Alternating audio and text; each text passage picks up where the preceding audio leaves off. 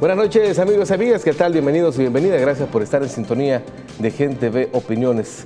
Hoy vamos a hacer un balance de los resultados en el Ministerio de Obras Públicas, Transporte, Vivienda y Desarrollo Urbano. Estamos a pocos días de finalizar la administración del gobierno del presidente Salvador Sánchez Serén y es bueno hacer un balance de cómo han evolucionado las obras y qué obras quedan ya terminadas, qué obras quedan en proceso de ejecución y qué es lo que queda proyectado. Que son los retos y desafíos que tiene este país. Para ello está con nosotros el señor ministro de Obras Públicas, Transporte, Vivienda y Desarrollo Urbano y además presidente del Fondo de Conservación Vial, el arquitecto Eliud Ayala. Bienvenido, ministro.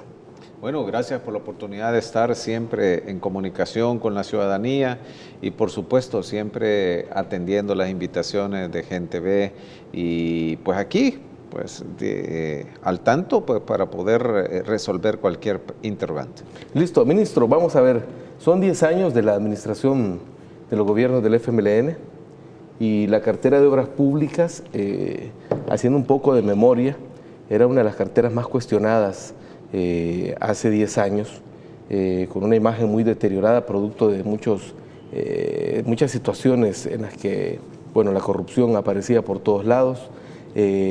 ¿Cuál es el balance a 10 años de haber tomado esa cartera? Usted como en diferentes roles, como viceministro, la mayor parte de ellos, y ahora como ministro, ¿cuál es su balance al final de esta gestión en el énfasis que se puso para lograr que las obras públicas se desarrollaran con toda normalidad? Bueno, en primer lugar yo diría, valió la pena. El esfuerzo valió la pena. Hemos a estas alturas ya logrado transformaciones importantes en las que sería imposible tener un retorno o un retroceso sobre la situación precisamente que tú estás explicando. Creo que el Ministerio de Obras Públicas, el MOP, después de ser el ícono de una cantidad de flagelos delictivos y de situaciones incorrectas que dañaron el erario público y el bolsillo de todos, los ciudadanos, ahora en realidad es un ministerio emblemático que ya no solamente trabajamos en los temas de anticorrupción, de transparencia, sino ahora estamos trabajando en un concepto todavía más actualizado y es el concepto de integridad. Y tratar de enraizar, ya creo que para todos están claros la claridad de los titulares y de los directores sobre este tema, sino ahora estamos trabajando más en una cultura institucional frente a todos estos flagelos. Eso quiere decir, eso es lo más complicado a lo cual tú puedes aspirar, es que ya no solamente esté claro que estés combatiendo, sino que al lado, y no solamente al lado de un equipo cercano, sino que toda la institución viva una cultura en pro de la integridad, que incluye todos estos aspectos, más los aspectos asociados también al acceso a la información, a los esfuerzos anticorruptivos, a los esfuerzos de la transparencia, a los datos en línea, sino también a otros que a veces no precisamente se asocian, pero están íntimamente relacionados, como es la eficiencia institucional. Habría mucho que hablar acá y que ya en muchos foros lo hemos comentado y ha causado y causa todavía mucha admiración en el marco latinoamericano de las instituciones que trabajamos en esto, el poder mantener por tantos años una política no solamente clara, sino que ha producido 0 juicios, 0 condenas, 0 laudos arbitrales en contra de la institución del gobierno. Todo esto es un legado sumamente importante, porque yo siempre he combatido y he dicho que el tema de la constructivitis y de la proyectitis sería un grave error en un ministerio de esta envergadura. Tenemos que estar todas estas actividades enraizadas y fundamentadas en principios y valores que marquen el ritmo de todas las dinámicas. Y en esto no tengo la menor duda que el Ministerio de Obras Públicas, conjuntamente con el Fondo de Conservación Vial, emprendimos una campaña que ha producido a estas alturas grandes frutos al respecto. ¿Cómo se ha logrado? Bueno, le voy a replantear la pregunta, mejor dicho. Yo escuchaba que antes habían empresas que ganaban más demandando al Estado que construyendo obras. Algo que se escuchaba también era que todo estaba hecho para que el Estado perdiera. Y entiendo que había una cantidad millonaria, multimillonaria de laudos arbitrales que el MOB tenía que pagar producto de esto. Bueno, se creó todo un mecanismo con algún tipo de respaldo legal, pero incorrecto e injusto, en el que todos sabemos que se creó un mecanismo para poder de alguna manera hacer que los contribuyentes pagasen de una manera deshonrosa a través, uno de los mecanismos más importantes eran los laudos arbitrales generados por algunas empresas. Esto fue dicho en su oportunidad, de hecho hay todavía procesos, en su oportunidad también fueron notificados procesos y que a la fecha siguen su trámite. No con la celeridad realmente que nosotros quisiésemos, pero también somos respetuosos a la institucionalidad que también es responsable de esto. Nosotros, lo que nos corresponde a nosotros lo hemos hecho y lo sostendremos hasta el último día de gestión. Ahora, vamos a ver, en cuanto a las obras que el MOB ha desarrollado, ¿qué me puede contar con respecto a las obras que durante estos 5 años, sobre todo porque estamos llegando al final del gobierno del presidente Salvador Sánchez Serén, qué obras emblemáticas se han desarrollado para El Salvador? Bueno, yo siempre, cuando vamos a hablar de proyectos, siempre tengo la obligatoria tentación de hacer ver que no es la obra, es el propósito. Uno de los grandes programas y políticas que nosotros encauzamos era, por ejemplo, disminuir, volver una cultura más resiliente en contra, por ejemplo, del cambio climático. Esto hacía que San Salvador tuviese siempre un problema de lluvias en muchas de las cuencas, que produjo por mucho tiempo que se dieran fenómenos como por ejemplo el de la famosa Málaga. Todos recuerdan aquella inundación que provocó y que un bus se fuera con todos sus ocupantes sobre el río. Pero el buscar esa solución, buscar una alternativa responsable ante esto, nos llevó a delinear algunos proyectos. Uno de ellos, por ejemplo, la Laguna de Laminación, que estamos ya terminando sobre el río, sobre el Arenal Montserrat. Creo que es una obra muy importante para la ciudadanía que estamos ya terminando. Es una laguna, el nombre suena como un poco técnico, así sofisticado, pero lo que es en realidad es como una gran presa, una presa que contiene la repunta de las lluvias y dosifica poco a poco y controla río abajo la lluvia. Esto está por terminarse. También teníamos otro objetivo, y que era otro objetivo nacional, era revitalizar el tema de toda la franja costero marina de El Salvador. Todos sabemos que la franja costero marina representa una riqueza invaluable y todos entendemos que para que eso se aproveche de una mejor manera era importante disminuir los tiempos, las incomodidades, mejorar el confort, de tal manera que el área metropolitana que ya supera los 2 millones de habitantes, con mucha facilidad pudieran llegar y eso genera comercio, genera inversiones. Esa es la lógica. Me interesa mucho explicar la lógica. Eso nos llevó, obviamente, entonces a construir una infraestructura que propiciase y mejorase esas condiciones, los cuales generarán todos esos elementos. Y ya empezaron a ocurrir estos. Entonces empezamos a trabajar en 3 grandes brazos de San Salvador hacia la franja costero marino. Estamos terminando la ampliación, ya pequeñísimos detalles, la ampliación de la carretera en el brazo central que comunica de San Salvador al Puerto de la Libertad.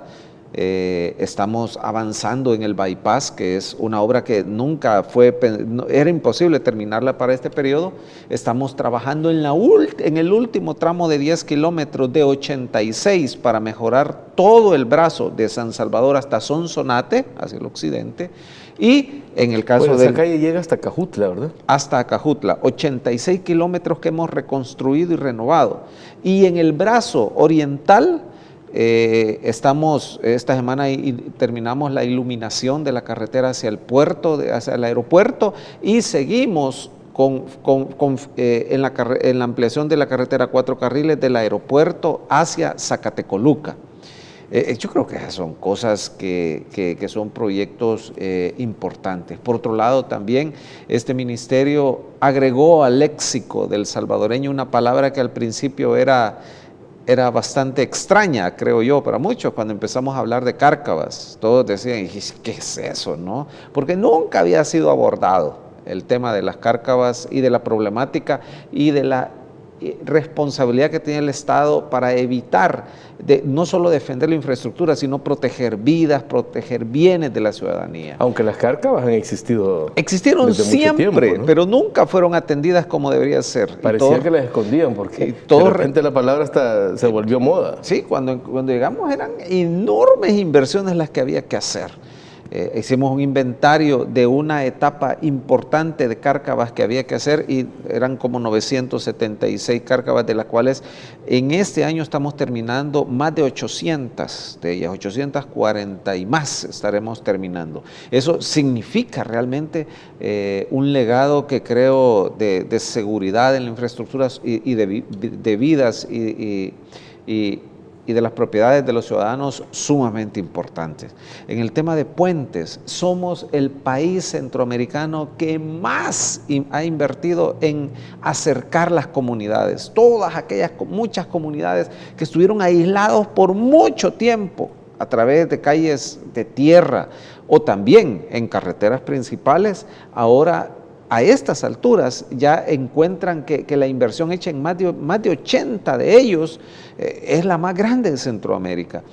Guatemala y Honduras y Nicaragua, que también se vieron afectados por el mismo fenómeno que causó la cantidad de puentes, nosotros como Ida, Mateo y todas ellas, porque no llegaron solo a El Salvador, es más, llegaron más fuerte a Guatemala y otros a Honduras, y tuvieron daños inclusive iguales o mayores que los nuestros. Nosotros logramos mucho más rápidamente reconstruirlos y ofrecerlos a la ciudadanía. Así podemos ir hablando de otra cantidad de aspectos en las que nosotros creemos las inversiones se han hecho. Ahora bien, yo quiero decir algo, porque también tengo que ser muy responsable en esto. Nosotros desde que comenzamos todas estas tareas, nunca pensamos que una visión cortoplacista de un gobierno, es decir, que al 31 de mayo de este año todas las obras estuvieran terminadas y entonces todo de aquí en adelante, nada quedara, el nuevo gobierno empezara de cero. No, entendimos, como es correcto, que las obras públicas requieren, es un engranaje que va produciendo. Cuando tú tienes una perspectiva, una política clara, estableces planes maestros, estableces programas y de ahí, bueno, políticas, planes maestros, programas, y luego caen los proyectos, empiezas a generar toda una dinámica. Eso ha producido que este día, por ejemplo, el Ministerio de Obras Públicas tiene un poco más de 140 proyectos en ejecución en diferentes etapas. Pues tenemos que ser responsables a las necesidades del país y muchas de ellas están, muchas en etapa de preinversión, otras en etapa de inversión, otras en diseños finales, otras están en adquisiciones y compras y otras están en ejecución. Entregamos toda una dinámica, no solamente de cambio de cultura, sino una dinámica que ahora impacta en el desarrollo del país, una perspectiva no solo de corto plazo, sino de mediano y largo plazo. Otro elemento importante, terminamos esta gestión, el Ministerio de Obras Públicas del Salvador como el coordinador centroamericano del gran plan maestro de logístico de Centroamérica. Eso significa que el resto de países centroamericanos, reconociendo el liderazgo, la capacidad del Salvador, han cedido una coordinación para trazar la proyección de Centroamérica en carreteras, en puertos, en aeropuertos, en pasos de frontera, en ferrocarril, en movilidad de todo tipo, incluido la movilidad a través de tecnologías limpias. Todos estos están siendo coordinados por el Ministerio. Por cierto, tengo una reunión el 28 para poder avanzar en todo este trabajo, de tal manera que no solo El Salvador, sino que la región centroamericana añore, la región centroamericana acaricie un futuro con mejor calidad de vida, en el que la infraestructura sea quirúrgica. Eso quiere decir adecuada a su realidad y a su fiscalidad, donde la infraestructura se adecúa no a la manera de otros países, a la manera que Centroamérica necesita, a la manera que debe de tener Centroamérica. Todos estos creo son elementos que no hay que olvidar, que quedan como legados para que el país avance y la región centroamericana también. ¿Cómo ha evolucionado la implementación de la política marco regional, hablando de eso, de ese desafío que hay para la región? Bueno, el primer gran paso fue El Salvador coordinador de la política general de movilidad y logística. El segundo paso era El Salvador, Centroamérica, y ahora liderado por El Salvador, desarrollando la coordinación de su plan maestro, que es apoyado por Japón y con quien estamos trabajando continuamente en trazar estas perspectivas de desarrollo del país. Nos hemos trazado el 2030 como un horizonte factible de poder desarrollar una cantidad de propósitos que están delineados en nuestras políticas y así avanzar de manera sustantiva. Fíjate bien, y esto quizás es importante que algunos lo vean, una infraestructura estratégica bien hecha no solo te mejora la calidad de vida, te apalanca hacia el futuro. Ve, por ejemplo, Panamá construyó una infraestructura y esa infraestructura hoy es el oro de Panamá. Su economía depende de que esa infraestructura se mantenga y se amplíe. ¿Cuál es esa infraestructura? Es construir un canal de Panamá. De igual manera, la infraestructura, cometeríamos un gravísimo error de pensar que la infraestructura es suntuosa o va detrás de los grandes elementos de desarrollo. No, es una herramienta que te puede catapultar y te puede lanzar hacia beneficios ineludibles hacia la población. Ahora, hay otros temas que me gustaría seguir abordando, pero tenemos que hacerlo después de la pausa, ministro. Vamos a hablar con respecto a vivienda, vamos a hablar también con respecto a lo que hace el Fondo de Conservación Vial y sobre todo en lo que queda proyectado para lo que asuma el próximo gobierno. Una pausa, venimos con más.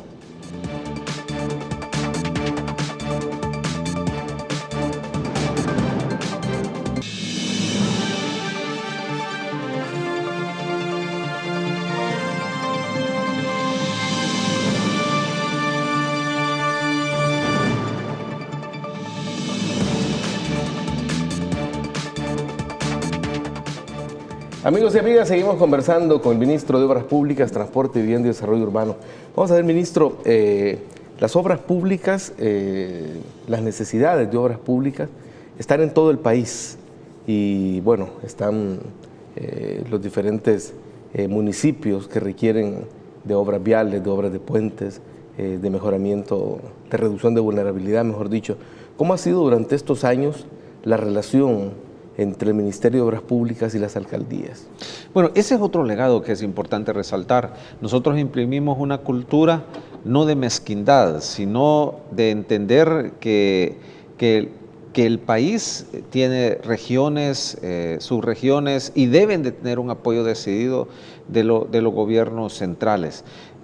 Mucho de lo que nosotros hicimos en el esfuerzo no nos limitamos también solamente al marco de competencias naturales que el gobierno central tiene, sino que decidimos saltar el cerco, pero hacerlo de una manera correcta y amigable. Eso significa lanzarnos en un esfuerzo, en una política también de apoyar los gobiernos municipales.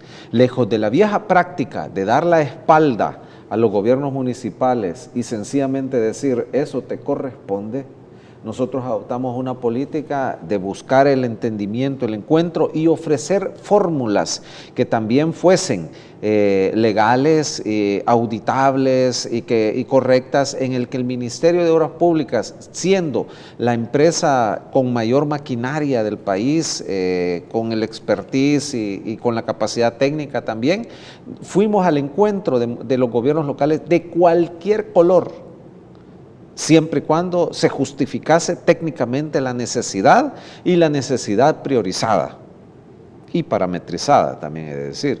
Entonces emprendimos un esfuerzo de buscar puntos de encuentro y entendimientos a través de la suscripción de convenios. En base a esto, el Ministerio de Obras Públicas ha trabajado en enorme cantidad de proyectos de interés municipal, pero en el cual nosotros ofrecimos la asistencia, la capacidad técnica, la maquinaria, y en correspondencia los municipios nunca dieron un centavo en dinero, sino les pedimos a ellos, bueno, esto es una calle, por ejemplo, competencia municipal o una obra municipal, ok, ustedes pongan los materiales o pongan insumos como combustibles, lubricantes de las maquinarias nuestra, y así trabajamos enorme cantidad de proyectos.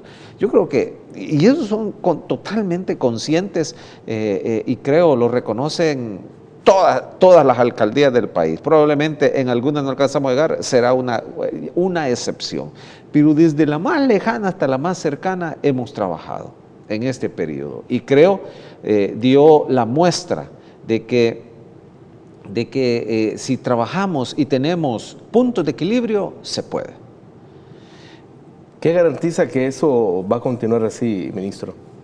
Bueno, en realidad esperamos que el nuevo titular también le apueste a no solamente poder mantener o engordar los ministerios centrales, sino una apertura y un abrazo para atender las necesidades en cualquier lugar del país que pueda haber. Porque entiendo que en el ministerio se ha creado una unidad que trabaja este tema. Está toda una estructura creada, adecuada para poder atender, desde las evaluaciones, obviamente, técnicas y numéricas sobre los proyectos, en los ámbitos sociales, humanos y técnicos, financieros y legales, hasta las partes operativas y técnicas para poderlo hacer. Hay toda una estructura montada, y creo que la política lejos del egoísmo, sino apoyar de una manera solidaria y buscar soluciones a las necesidades, esa debe ser una política que no solamente debe de mantenerse, debe de profundizarse, aun cuando nosotros creemos que hicimos todo lo que se podía. Hasta donde podíamos estirarnos, lo hemos hecho. Ahora, el tema de la vulnerabilidad, entiendo también que el ministerio ha creado una unidad especializada en el tema del cambio climático. ¿Cómo se prepara el MOP para eso? El Ministerio de Obras Públicas fue el primero de Centroamérica y el primero en Latinoamérica de tener una unidad especializada para poder tener herramientas frente al cambio climático. Creamos una DAGER, que era la Dirección de Adaptación al Cambio Climático y Gestión Preventiva del Riesgo, donde empezamos y desde un principio buscamos contratar talentos e inclusive, tengo que decirlo, jóvenes. Hicimos una convocatoria y un proceso de escogitación de talentos jóvenes en ese aspecto, y conformamos una unidad que fue apoyada técnicamente por Japón. Creo que, no me equivoco, el 100% de esa unidad y también mucha gran parte del ministerio recibió capacitación de Japón en Japón, sobre técnicas, enfoques, estudios complementarios, de tal manera de tener un equipo élite en el Ministerio de Obras Públicas que ha servido a muchas instituciones y ha apoyado las grandes decisiones técnicas y las más delicadas que hay que hacer para ofrecer al país un quirófano de especialistas en lo que corresponde a nuestras áreas. Esto lo fomentamos, lo desarrollamos, y hoy tenemos una prestigiosa Dirección de Adaptación al Cambio Climático que es envidiada por Centroamérica. Algunos países ya empezaron a crear, según partiendo del modelo salvadoreño, a empezar y nos han pedido cooperación, asistencia para poder reproducir estos modelos tan efectivos que logran no solamente dar soluciones adecuadas, sino que también nos ayudan en otro aspecto sumamente importante, y es que las obras públicas también sean lo más económicamente posible. Te voy a dar un ejemplo. En este periodo tuvimos un deslizamiento de enormes proporciones en el kilómetro 18 de la troncal de la carretera Circunvalación. Esto es entre Soyapango y... La que va a dar a la carretera de Oro. Sí, en la carretera de Oro. Que, bueno, creo que todos recuerdan que hubo ahí un derrumbe grande. Yo recuerdo, sobre mi escritorio pasaron enorme cantidad de alternativas, todas millonarias, de 18 millones. Llegó quien nos dijo, mire, no, hombre, aquí mejor terraciamos aquí esto, pero pues, como es algo grande, la danza de los millones. Incluso recuerdo que se hablaba de pasar la calle encima del derrumbe. Había cualquier solución, pero todas con una enorme danza de millones, cada quien de buena fe, queriendo ofrecer, quiero pensarlo así, alguna solución. Pero nosotros pusimos este caso precisamente a que Daguerre, conjuntamente con los expertos japoneses, buscaran realmente la solución. Entonces, bueno, quizás la manera más fácil era haber gastado los 18 millones en eso, y ahorita tuviéramos enormes cortes ahí y una obra faraónica en el punto. Y probablemente se hubiera justificado. Y probablemente yo ahorita estaría diciendo, eso fue necesario. Pero a través de tener la tecnología, el enfoque, procedimos a hacer estudios al mejor nivel con apoyo de Japón para poder entender el fenómeno y estar seguro que lo que íbamos a hacer iba a pegar en el blanco.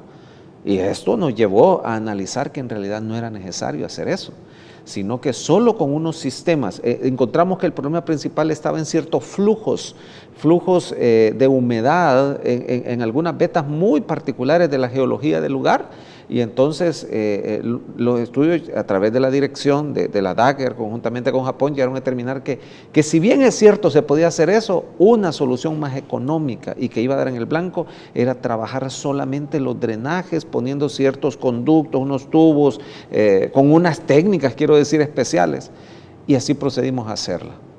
La obra nos costó alrededor de $500,000, cerca de $500,000. O sea, date cuenta. O sea, si tú le inviertes a la capacitación, si tú le inviertes a esto que es lo difícil, a expulgar talento, a cultivar el talento, a desarrollar el talento, wow, el país solo en esa obra tuvo un ahorro de $17.5 millones en esos muchachos. Y ellos de igual manera trabajan en otra cantidad de aspectos. Bueno, de hecho, este día yo he ordenado un estudio sobre una de las obras que para nosotros es sumamente importante. Y les he pedido, sí, una respuesta sumamente rápida a un análisis del más alto rigor científico que ellos les he pedido que hagan. Pero tenemos esta élite. Este es el SWAT técnico que tiene el Ministerio de Obras Públicas, que antes no lo tenía y que en este periodo lo hemos desarrollado. Ahora, eso me lleva a que hablemos de esta calle, bueno, la carretera Los Chorros, que es la salida principal hacia el occidente del país. Entiendo que también ahí se requiere de una solución de largo alcance, que implica también una inversión multimillonaria, ministro. Sí, yo siempre he dicho en el caso de Los Chorros, nosotros entendimos desde un principio que esta es una calle, una carretera, una infraestructura de las más estratégicas que tiene el área metropolitana de San Salvador. Entendimos, bueno, nadie va a negar, no es necesariamente en la que ingresa la mayor cantidad hacia el área metropolitana, pero todos sabemos y sabemos hablar de Los Chorros, es hablar de flujos enormes de gente, y que tengo que decir, comunican ya no solamente al occidente, sino la otra parte de San Salvador. Es que San Salvador ya no solo es el Valle de las Hamacas, ya el Valle de San Andrés, que está a la par, forma parte del área metropolitana. Esta es realmente una carretera, o sea, carretera viene de la palabra carretas, era un paso de carretas, así fue, porque quizás se pensó en su concepción inicial también en un enfoque como defensivo, ¿no? Que les cueste ingresar a San Salvador, ¿verdad? Para quizás en algún enfoque defensivo militar, ahí vemos cómo los detenemos. Como ¿verdad? el caso de las fronteras de los países. Sí, generalmente entonces fue una carretera hecha en medio lugares de difíciles. farallones, tenés una quebrada, un farallón, y está cabalita, ¿verdad? Como se ve en muchas películas medievales, con oportunidades de poder detenerla. Pero bueno, así es, ¿verdad? El país fue invirtiendo en eso, hoy no vamos a negar, esa es una carretera importante, pero con enormes problemas. Nosotros delineamos una estrategia basada en 3 grandes fases. De ellas estamos legando 2 y dejamos comenzadas las decisiones para la tercera, y las voy a decir.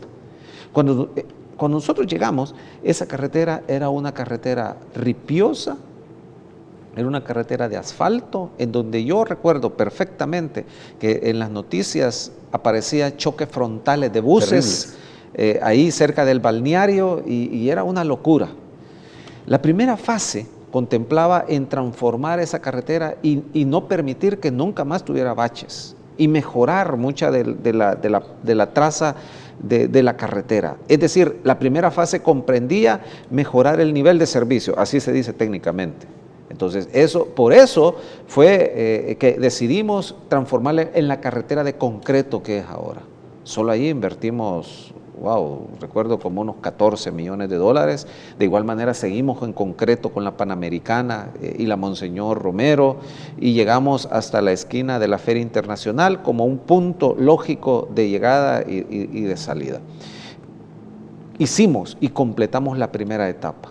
Y pusimos los separadores en medio con una excelente señalización, y cambiamos sustancialmente la calidad, elevamos su nivel de servicio al mejor nivel del país. Completamos la primera etapa. La segunda etapa consistía precisamente en mejorar la seguridad a través del famoso talud que tenemos. Por cierto, la Daguerre y Japón le encomendamos esto y nos elaboraron un plan maestro, pero sí requería cerca de 15 a 20 millones de dólares y no los teníamos. Decidimos ejecutarla en varias etapas, por eso hemos ido intervenido, pero ahí ya conocemos perfectamente cuál es el panorama. Lo que no tenemos son recursos financieros.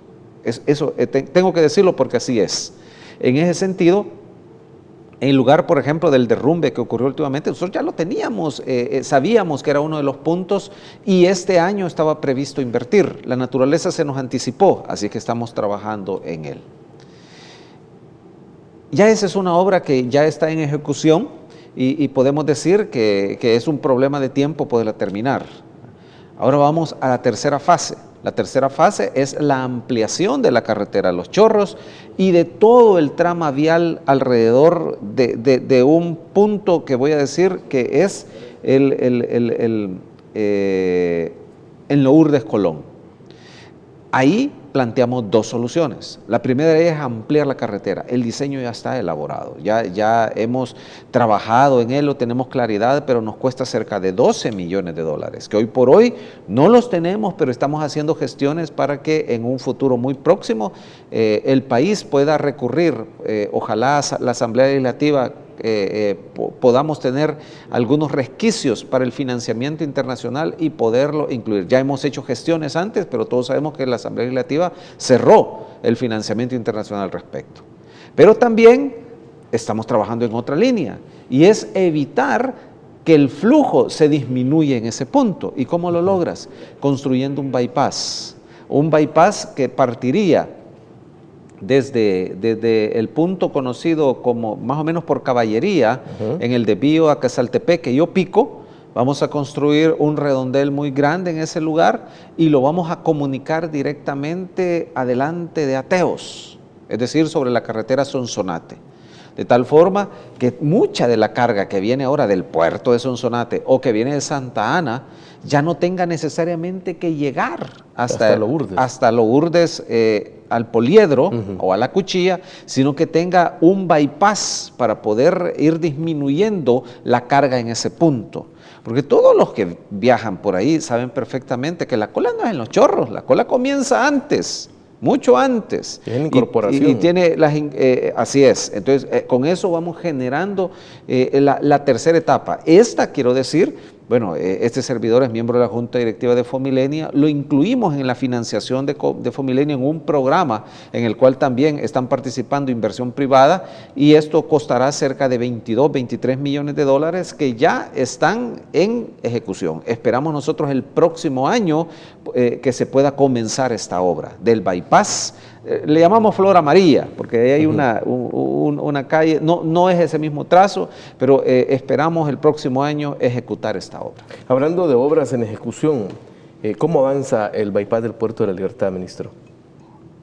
Esta entiendo que es una obra con la que se busca que la gente ya no pase por el puerto, por la ciudad puerto, sino que se incorpore según el trazo que está diseñado desde San Blas, entre San Blas y Conchalí, y llegar un poquito abajo de la curva del Papatú. Bueno, todos saben todos conocemos que la parte occidente de la franja costero marina del país pues, es una belleza y ha tenido grandes inversiones hoteleras. Ahí está el Tunco, por ejemplo.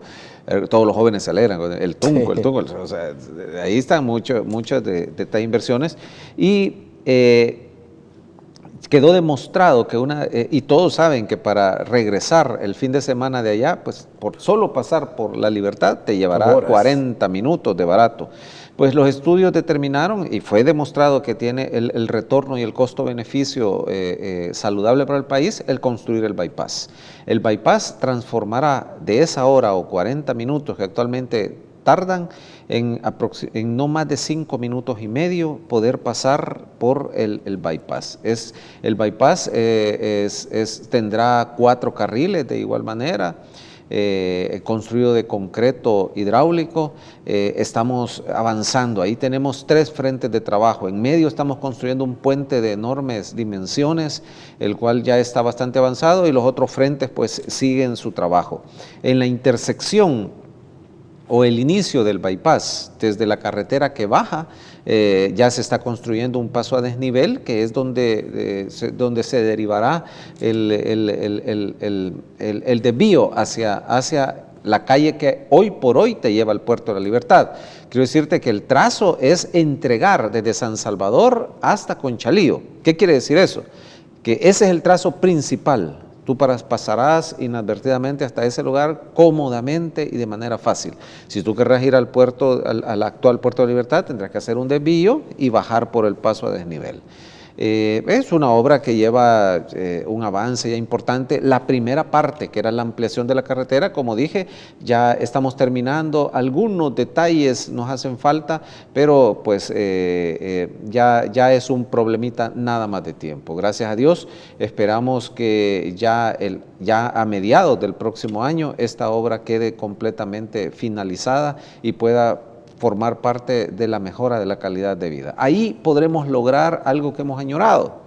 Muchos de la área metropolitana tendremos la oportunidad de hacer, no solamente, al disminuir el tiempo, el confort, todo eso, tú podrás ya considerar algunas cosas que probablemente ahora no lo tienes en mente. Y es ir a almorzar al puerto y regresar a tu trabajo. Acercaremos notablemente todas las ventajas de la franja costero marino hacia todos los que vivimos en el área metropolitana de San Salvador. Y además entiendo que el Ministerio de Turismo está haciendo una obra impresionante también en la propia ciudad puerto, esta plaza marinera, que también ya tiene un avance importantísimo. Ministro, tengo que hacer una pausa. Cuando regresemos, me gustaría que habláramos de la iluminación de algunas carreteras. Entiendo que, como usted decía, de San Salvador al aeropuerto, mejor dicho, ya está finalizado. Vamos a hablar de eso cuando regresemos, ¿le parece? Una pausa, venimos con más.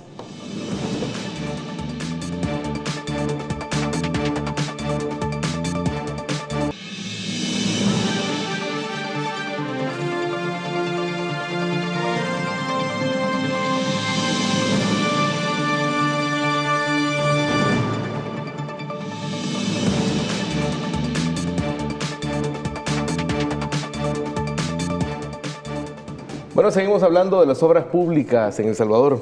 Ministro, me decía usted que la iluminación hacia el aeropuerto San Romero ya está finalizada. ¿Qué otros? Yo escuché hablar de la creación del primer socio público-privado, que incluiría 140 kilómetros. ¿Cómo avanza esto? Bueno, esto parte, siempre insisto yo, ¿cuál es el objetivo? El objetivo es que está demostrado que mejorar la calidad de la seguridad en las carreteras no solamente es un tema de confort, es un tema que reduce los accidentes viales. Los accidentes viales son, pues bueno, todos lo sabemos, generan enorme cantidad de pérdidas y de vidas humanas y representa uno de los desafíos muy importantes que todos los países del mundo enfrentamos.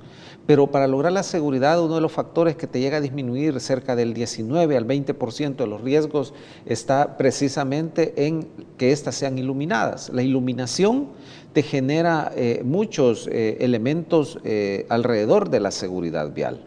Esta está diseñada en todo momento, pero tiene un énfasis en el momento más delicado. ¿Cuál es este? En nocturnidad y lloviendo. Todos sabemos lo peligroso que se vuelve esto así. Aparte de eso, había otro elemento, y era los temas asociados a la publicidad. Todos creo que nos hemos percatado que realmente el problema de la publicidad es un problema. No, hay lugares donde no se ve el cruce, hay lugares donde hay curvas. Donde hay algunos municipios donde ya casi ni el sol se va a ver de tantos carteles que hay puestos.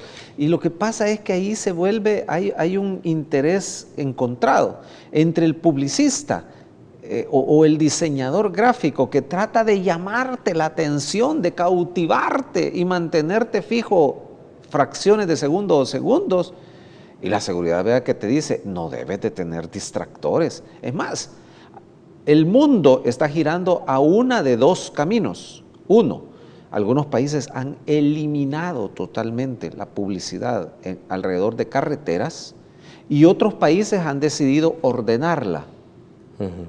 Pero solo los países salvajes permiten que no haya control y que se ponga aquí.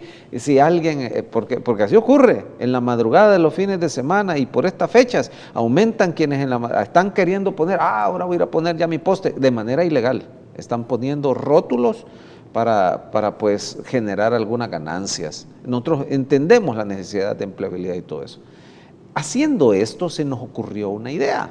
¿Por qué no combinamos estos elementos y le buscamos una solución inteligente? ¿Cómo funcionaría el sistema? ¿Por qué no buscamos algo que ordene la publicidad?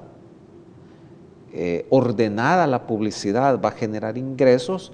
Les permitimos que de manera ordenada y siguiendo parámetros internacionales se pueda colocar la publicidad. Y ellos como contraprestación, es decir, ordenada significa ya no en curvas, ya no, sino en algunos lugares que sí se puede. Y estas empresas en contraprestación podamos iluminar las carreteras y aparte de eso, dotarlas de videovigilancia. Partiendo de ese principio vamos a determinar cerca de 140 kilómetros de carreteras que podrían propiciar esto. Es más, invitamos a algunos especialistas como Proesa y otras instituciones a que, partiendo de esta idea, nos analizaran si esto es factible, si tiene sentido. Y todos los análisis económicos demostraron que ciertamente tiene sentido. Y quiero decir, muchísimo sentido. En función de eso, este servidor fue a Fomilenio y entonces en uno de los programas pedimos el apoyo para poder entonces hacer la primera APP que estuviera asociada a eso. ¿Cuánto va a invertir los ciudadanos y va a salir del erario público? 0.0 centavos. Sería una inversión privada, pero en franca coordinación con intereses de país y que produciría una publicidad ordenada según las regulaciones internacionales, iluminaríamos 140 kilómetros de carretera y tendríamos videovigilancia controlada por la Policía Nacional Civil en esos 140 kilómetros de carretera. Esa fue la idea y en eso hemos estado trabajando. Y ese, como modelo piloto, vamos a terminar en la iluminación de la carretera al aeropuerto, precisamente bajo esa modalidad. Pero inmediatamente detrás vienen todo lo que he mencionado. Con esto pretendemos iluminar también la carretera que estamos construyendo con Fomilenio desde el aeropuerto hasta Zacatecoluca. Iluminar, como ya estamos haciendo, la carretera del aeropuerto a San Salvador. Y seguir con la Monseñor Romero iluminar una carretera que nunca estuvo iluminado, como es Los Chorros. Está incluido Los Chorros. Claro también. que sí, hasta el puerto de la Libertad.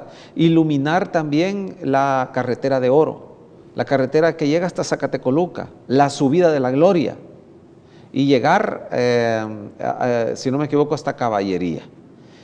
Y así tramos amplios, francos de carretera, poder ahora volverlos mucho más seguros, con videovigilancia de seguridad, y lo cual obviamente mejorará la calidad de vida. En función de esto, hemos seguido todo un proceso, todos los que trabajamos en proyectos, que sabemos que para lograr algo necesitas mucha gestión, mucha articulación, mucho manejo administrativo, y venimos trabajando desde hace ya unos 2, 3 años, y ya muy pronto, ya las últimas partes estarían ya llegando a la Asamblea Legislativa para que lo apruebe, y esperaríamos que el próximo año estén construidos los 140 kilómetros de carretera. Ahora, el bypass de San Miguel, ministro, ¿cómo queda? Entiendo que ha sido un proceso bastante largo para llegar ya a la obra constructiva. Sí, este es el proyecto de inversión más grande que maneja el Ministerio de Obras Públicas. Son estimados alrededor de 165 millones de dólares, de los cuales Japón decidió apoyar al país con alrededor de 135 millones de dólares. Ahora, quiero decir, Japón entiende perfectamente qué es un proyecto de esta naturaleza, y nosotros nos hemos adecuado a las normas que precisamente Japón utiliza en esto, y que el convenio así lo establecía. En función de esto, es un proyecto que nunca, es imposible desarrollar este proyecto, no tenía ni diseño final. Yo he oído algunos que por desconocimiento hablan del tema, y yo he oído algunos que dicen inclusive, miren, pero si esto ya estaba el diseño elaborado en la Asamblea Legislativa. No, había estudios de prefactibilidad. O sea, a veces se dicen, pero no se conocen. Habían estudios de prefactibilidad, no habían diseños definitivos. Eso significa, y eso es obvio, así debe de ser, porque solo los diseños definitivos es una enorme cantidad de plata. Poder hacer diseños definitivos de carreteras, de infraestructura que nunca existió y que vale 165 millones de dólares. Entonces, una vez la Asamblea lo aprobó, la primera etapa era hacer los diseños definitivos. Procedimos nosotros a hacerlos y terminarlos. Han sido terminados, y la meta con Japón supone, si no me equivoco, el 2021 terminar el proyecto. Aún así, de manera responsable, nosotros nos metimos bastante en este proyecto y delineamos una estrategia para tratar de hacerlo en menos tiempo. Ya era en un marco de no ejecutar un solo proyecto, sino con la autorización de Japón dividirlo en cuatro partes, y así poder en un momento dado entrarle con 4 diferentes, que no es lo mismo que tener solo uno. Al Estado le es más fácil tener uno, porque solo se enlía con uno, se mantiene con uno. Se complica cuando hace estas cosas de dividirlo en 4. Pero yo creo que aquí nosotros no estamos para buscar comodidad, sino para buscar soluciones que sean rápidas y convenientes para el país. En función de eso, no solo hemos terminado el diseño, hicimos el proceso de muestra de interés que Japón pide, y así lo hicimos. Hicimos una convocatoria al mundo sobre el bypass de San Miguel, y numerosas empresas del mundo mostraron interés. De esas se determinaron 5 de ellas que ya están calificadas. Una de ellas es italiana, otra de ellas suramericana, hay mexicanas, hay costarricenses y también empresas salvadoreñas. Ya están calificados esos y ya presentaron las ofertas del proyecto. Nosotros ya hicimos una evaluación de estos, y los resultados todavía falta. Están siguiendo el proceso lógico. Japón está revisando toda la documentación para después dar a conocer resultados sobre este proceso licitatorio. Yo quiero decir, todas estas decisiones estratégicas de gran calado producen inevitablemente buenos resultados. Uno de los objetivos que hemos nosotros trazado era no terminarlo en el 2021, de ser posible terminarlo, Dios mediante, en el 2020. Y algunas decisiones de estas ya están trazadas, y nosotros estamos nada más encaminados en buscar de que el proyecto se pueda hacer lo más rápidamente posible. ¿Cómo avanza el proyecto de corredores productivos que se desarrolla en la zona costero marina, específicamente en La Unión? Bueno, esta es una operación interesante porque no es un proyecto a la usanza tradicional estrictamente de infraestructura. En este caso, nosotros buscamos un modelo que creo es para el país, es un poco novedoso y es una operación realizada entre varios. ¿Qué es lo que nosotros buscamos? Por eso se llama corredores productivos, porque no solamente quisimos construir infraestructura, sino que el financiamiento produjera resultados en los cuales pudiéramos estar perfectamente articulados con factores económicos que produzcan y generen riqueza y una empleabilidad directa. ¿A qué me estoy refiriendo? Por ejemplo, no solamente estamos construyendo algunos tramos de carretera que llevan directamente a zonas de puertos artesanales o esto, sino que les estamos construyendo los muelles. Y no solamente vamos a construir los muelles, sino que también vamos a capacitar a los pescadores que están ahí para que puedan organizarse mejor, les vamos a dotar de equipo y vamos a beneficiar a una cantidad enorme a través de las microempresas de los municipios aledaños. Por eso es una operación, por eso es bien interesante, en el que si bien es cierto, la mayor parte de la inversión la lleva el Ministerio de Obras Públicas, también el coordinador no es el Ministerio de Obras Públicas, es el Ministerio de Economía. ¿Por qué? Porque ellos trabajan también los programas de emprendedurismo, los programas con microempresarios especialmente y otras actividades importantes de dinamización de las economías, lo cual generará no solamente en tener la infraestructura, sino también un modelo sustentable en el cual segmentos importantes de la población tengan no solamente la infraestructura, sino la manera de cómo superar y desarrollarse. Perfecto, ministro. Quiero agradecerle por tomarse el tiempo de venir a presentarnos este balance sobre las obras públicas en el país. No, al contrario, yo agradezco la invitación y por supuesto siempre dar un ánimo a algo. Yo creo que hemos tomado decisiones correctas. El país en el tema de obras públicas es un lince y un caballo que corre. Eso es lo que estamos heredando. Listo, muchísimas gracias, ministro, y a ustedes, amigos y amigas, por la sintonía. Les invito a que se queden con Gen TV. Hay más para todos y para todas. Pase buenas noches.